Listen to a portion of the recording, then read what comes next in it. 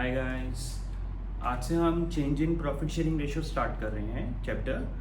DK Goyal में वो chapter number 3 ही है, वैल्यूएशन ऑफ गुडविल के साथ ही क्लब्ड है, बट इन टीएस ग्रेवाल वो चैप्टर नंबर 4 है। तो चेंज इन रेशियो में होता क्या है कि से ए और बी दो पार्टनर्स हैं और रेशियो 3:2 है। अब से उन्होंने डिसाइड किया कि रेशियो 1:1 कर देते हैं, क्योंकि दोनों इक्वली ही काम कर रहे हैं और काफ़ी टाइम से मेहनत कर रहे हैं। तो उन्होंने डिसाइड किया कि से वो इक्वली शेयर करेंगे प्रॉफिट्स को। तो जब प्रॉफिट शेयरिंग रेशियो में चेंज आएगा तो किसी का प्रॉफिट शेयर बढ़ेगा तो किसी का प्रॉफिट शेयर घटेगा।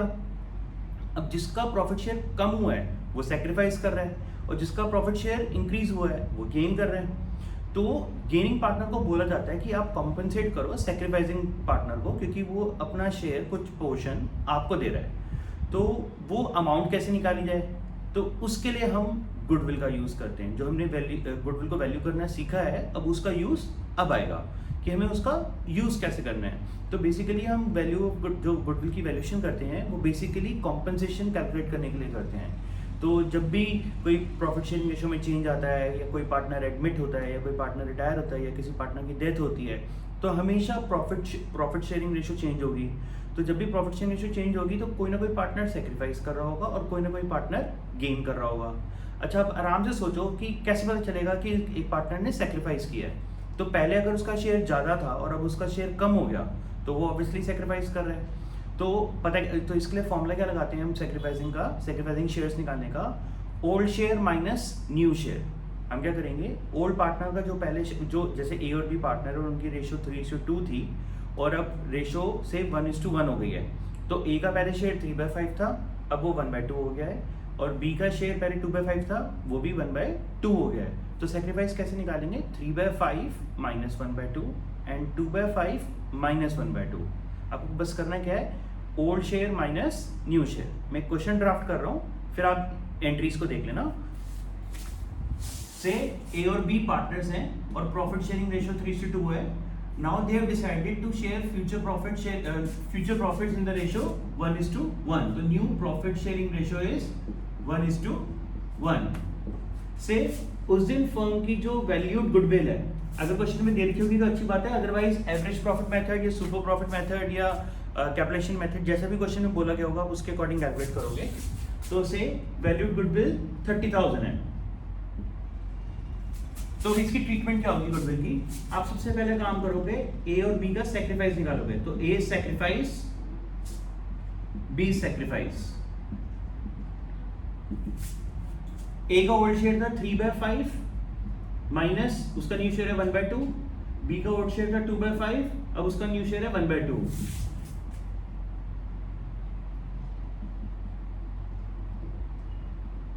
6 minus 5/10 which is 1/10, 4 minus 5/10 which is minus 1/10। देखो हमने सेक्रीफाइस निकाला था, बट इसका बी का तो नेगेटिव आ रहा है और नेगेटिव सेक्रीफाइस का मतलब होता है कि वो गेन कर रहा है। तो अब ये बोला जाता है कि गेनिंग पार्टनर सेक्रीफाइसिंग पार्टनर को कॉम्पेंसेट करेगा। अमाउंट कैसे आएगी, 1/10 of 30,000 3,000, 1/10 of 30,000 3,000। नेगेटिव या पॉजिटिव से कोई फर्क नहीं पड़ता साइन से, हमें अमाउंट मिल जाता है कि कितना कितना उसको कॉम्पेंसेट करना है। तो मतलब बेसिकली बी ए को सेक्रीफाइस करेगा, कॉम्पेंसेट करेगा। अब ये सोचो कि इसकी एंट्री कैसे बनेगी। देखो आपको ना 11th वाले रूल हमेशा याद रखना पड़ेगा। LIC लाइबिलिटीज, इनकम और कैपिटल का क्रेडिट बैलेंस होता है। तो मतलब जब भी कैपिटल इंक्रीज होगा तो वो क्रेडिट होगा। अब जो पार्टनर सेक्रीफाइस कर रहा है तो उसको कॉम्पेंसेशन मिलेगी, तो ऑब्वियसली उसका कैपिटल हमें इंक्रीज करना पड़ेगा। तो इस केस में ए क्योंकि सेक्रीफाइस कर रहा है तो ए क्रेडिट हो जाएगा। दूसरा जो कॉम्पेंसेटिंग पार्टनर होता है, जो मतलब आपको ए को कॉम्पेंसेट कर रहा है, वो कर रहा है बी, तो बी के अकाउंट से पैसे निकालने हैं। तो डिक्रीज इन कैपिटल क्या होता है, डेबिट, इसलिए बी का कैपिटल डेबिट हो जाएगा। तो बेसिकली बस आपको सेक्रीफाइस निकालना है, जिसका पॉजिटिव आएगा क्रेडिट और नेगेटिव आएगा डेबिट।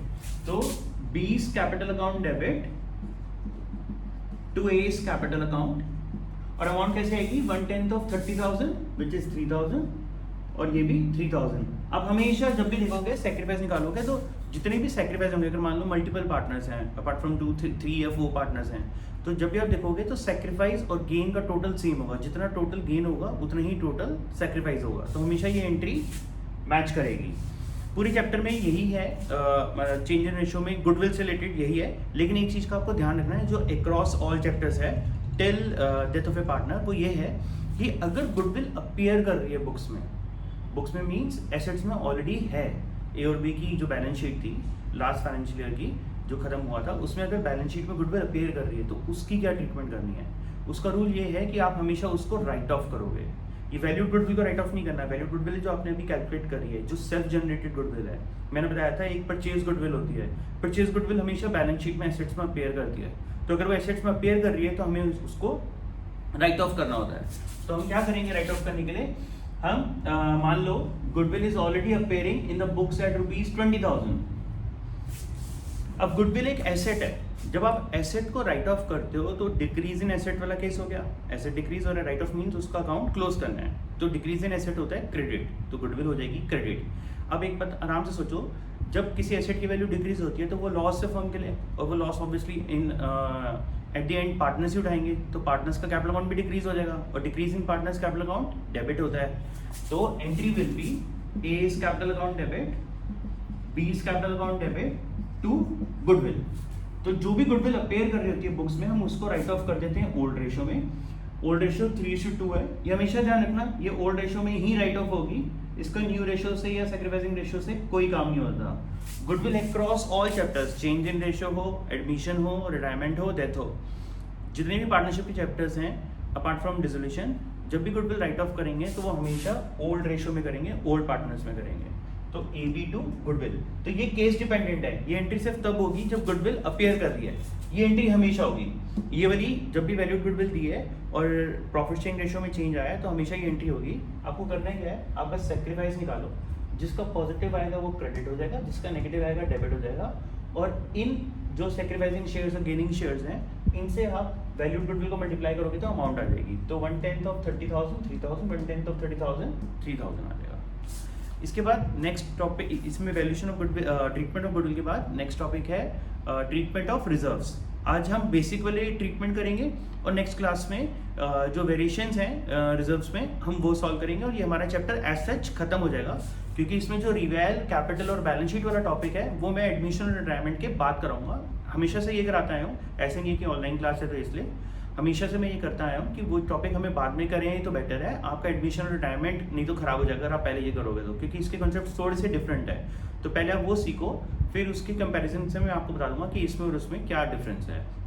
ट्रीटमेंट ऑफ रिजर्व्स करते हैं। अब बात क्या है, ट्रीटमेंट ऑफ रिजर्व की जरूरत क्या है चेंज इन रेशियो में।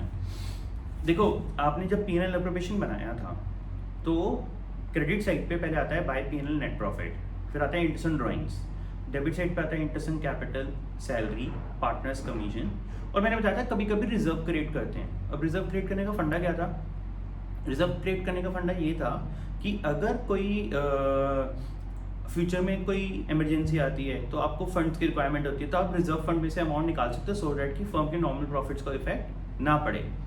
तो जब आप रिजर्व क्रिएट करते हो तो फिर बैलेंस जो अमाउंट होता था वो प्रॉफिट शेयरिंग रेशियो में डिवाइड करते थे। तो बेसिकली हर साल पार्टनर्स थोड़ा बहुत अपना प्रॉफिट शेयर छोड़ देते थे फर्म के लिए, इमरजेंसी के लिए। जब भी प्रॉफिट शेयरिंग रेशियो में चेंज आएगा because of change in profit sharing ratio, admission of A partner, retirement और डेथ ऑफ ए पार्टनर, तो हमें क्या करना होता है, क्योंकि ये रिजर्व्स ओल्ड पार्टनर्स का इन पे हक बनता है, तो हम ये ओल्ड पार्टनर्स में डिवाइड कर देते हैं। तो हम क्या करेंगे, जितने भी रिजर्व्स हैं, मैं टोटल 6 पॉइंट्स होंगी जो मैं डिस्कस करूंगा, 6 रिजर्व्स होते हैं, वो हमेशा ओल्ड पार्टनर्स में ओल्ड रेशियो में डिवाइड हो जाते हैं। ये एक्यूमुलेटेड प्रॉफिट्स एंड रिजर्व्स कहते हैं इन्हें।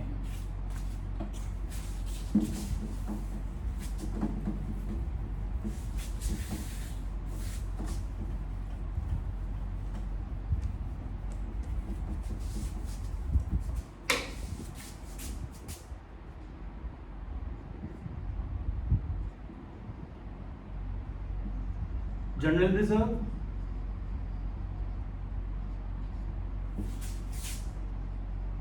Reserve fund, profit and loss, credit balance,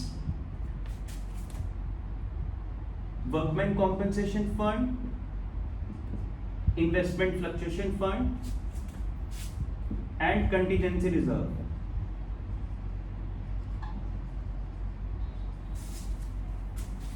ये 6 ऐसे आइटम्स हैं जो एक्यूमुलेटेड प्रॉफिट्स और एक्यूमुलेटेड रिजर्व्स हैं। इनके एग्जांपल्स हैं general reserve, reserve fund, profit and loss का क्रेडिट बैलेंस, ये क्रेडिट बैलेंस बोले तो लायबिलिटीज में दिया हुआ है, workman compensation fund, investment fluctuation fund and contingency reserve. Workman compensation fund होता है, अगर आपने पुरानी मूवीज़ और अगर देखी हैं अमिताभ बच्चन की जो उसके यंग टाइम पे जब रिलीज़ हुई थी, तो अगर आपको कभी देखने का मौका मिलेगा तो देखेंगे कि उसमें कभी भी वो अगर फैक्ट्री में काम कर रहे हैं और कोई आपका वर्कर है जिसका एक्सीडेंट हो गया और उसका हाथ कट गया है या पाँव कट गया है या उसको चोटें लग गई, तो उसके लिए वो कॉम्पेंसेशन मांगते थे। तो अब काफ़ी फर्म्स क्या करती हैं, ऐसे ही एक्सीडेंट्स वगैरह से मीट करने के लिए वो पहले से ही वर्कर्स के लिए कॉम्पेंसेशन फंड बना लेती है कि इन केस अगर कोई इमरजेंसी होती है तो उस फंड में से उसको कॉम्पेंसेट किया जा सके। दूसरा है इन्वेस्टमेंट फ्लक्चुएशन फंड। इन्वेस्टमेंट्स जब आप करते हो किसी कंपनी के शेयर्स में या डिबेंचर्स में, तो उसकी वैल्यू में इंक्रीज या डिक्रीज होता रहता है मार्केट वैल्यू में, तो उसको कॉम्पेंसेट करने के लिए अगर कोई लॉस हो रहा है तो उसके लिए आप इन्वेस्टमेंट फ्लक्चुएशन फंड बनाते हो। तो अगर चेंज इन रेशो हुई है, पहले 3:2 थी अब 1:1 हो गई, तो उस पॉइंट ऑफ टाइम पे अगर इन पे कोई क्लेम नहीं है, मैं भी असम्पशन ले रहा हूँ क्योंकि ये बेसिक केसेस हैं कि कोई वैल्यू में चेंज नहीं आया मार्केट वैल्यू में इन्वेस्टमेंट की, या वर्कर्स का भी कोई क्लेम नहीं है, तो ये सब फ्री रिजर्व्स माने जाते हैं। तो क्या करते हैं, सबको ओल्ड रेशो में डिवाइड करते हैं। अब एक बात बताओ, जब आप प्रॉफिट या रिजर्व पार्टनर्स को दोगे तो ऑब्वियसली उनका कैपिटल इंक्रीज होगा क्योंकि उनको प्रॉफिट मिल रहा है या रिजर्व का अमाउंट मिल रहा है। तो इंक्रीजिंग कैपिटल क्या होता है, क्रेडिट, तो फिर ये हो जाएंगे डेबिट। वैसे भी ये डिक्रीज हो रहे हैं, इनका अकाउंट क्लोज करना है, और क्योंकि ये LIC वाला फॉर्मूले के रूल के अकॉर्डिंग इनकम्स का क्रेडिट बैलेंस होता है, तो क्योंकि एक तरह से एक्यूमुलेटेड इनकम्स हैं, तो अब जब आप उसको क्लोज करोगे तो वो डेबिट हो जाएंगी। तो एंट्री विल बी, अगर से क्वेश्चन में रिजर्व फंड दिया हुआ है तो entry will be reserve fund account debit to A's capital to B's capital. जितना भी रिजर्व फंड का अमाउंट है उसे हम ओल्ड रेशियो में डिवाइड कर देंगे। हमेशा ध्यान रखना, रिजर्व जितने भी होंगे वो ओल्ड रेशियो में डिवाइड होगा।